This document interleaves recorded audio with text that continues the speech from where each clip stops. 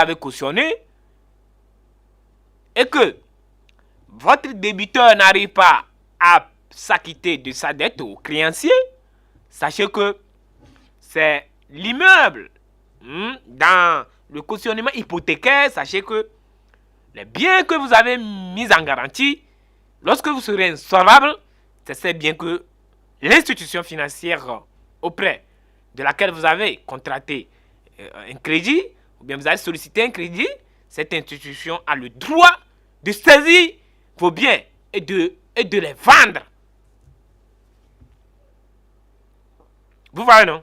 De saisir vos biens et de les vendre. Que vous ne soyez pas là, il y a les héritiers. Vous avez laissé de progéniture. Vous avez laissé de progéniture. Alors, l'institution financière va maintenant requérir les progénitures, vos progénitures pour saisir vos biens et les vendre.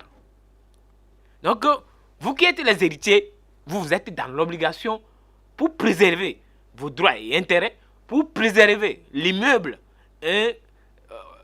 l'immeuble qui peut faire objet de partage entre vous et chacun va bénéficier de sa quote-part.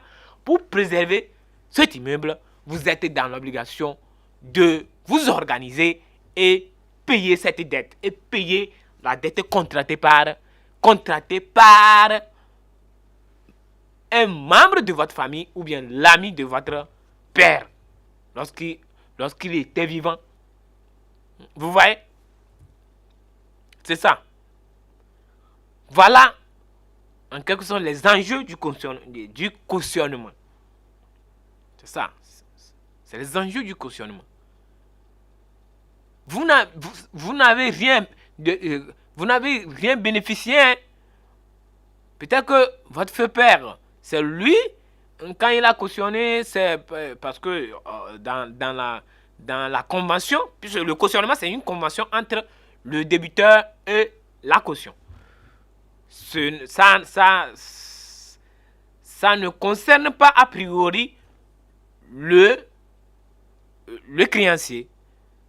C'est la caution et le débiteur. C'est une convention entre eux. Mais lors de la signature de cette convention, il se pourrait que c'est votre père seulement qui a bénéficié des intérêts. Bien qui a bénéficié des pourboires. Vous n'avez rien bénéficié. Mais c'est votre obligation lorsque il n'a pas payé les dettes, il n'a pas fini de payer la dette la dette du débiteur décédé, lorsqu'il n'a pas fini de payer sa dette, non, et que lui aussi, votre père aussi est décédé, vous êtes là dans l'obligation de payer ça.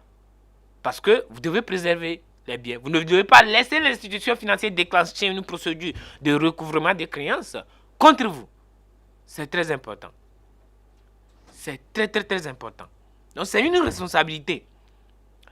Seulement que les dispositions de l'article 2288 ou bien 2288 et suivant précisent que vous n'êtes pas tenu de payer les dettes futures. Vous n'êtes pas tenu de payer les dettes futures, non. C'est les dettes qui ont été créées parce que dans une institution financière, lorsque vous ne payez pas les dettes, cela peut générer des intérêts. Mais les intérêts générés juste après le décès générés avant plutôt, autant pour moi, les intérêts générés avant le décès de votre père, c'est-à-dire à compter de la date du décès de votre père, les intérêts qui seront générés là, vous n'êtes plus tenu de payer ces intérêts. Jamais. Vous n'avez pas le droit de payer ces intérêts.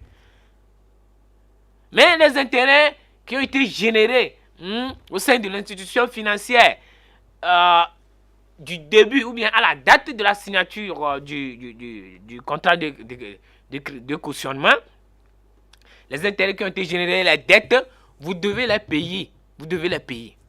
Vous avez l'obligation de les payer. Mais, à compter où vous allez déclarer à l'institution financière que votre feu père ou bien vous allez découvrir ces documents et vous irez déclarer à l'institution financière que votre père est décédé, à compter de cette date-là, les intérêts qui seront générés lorsque euh,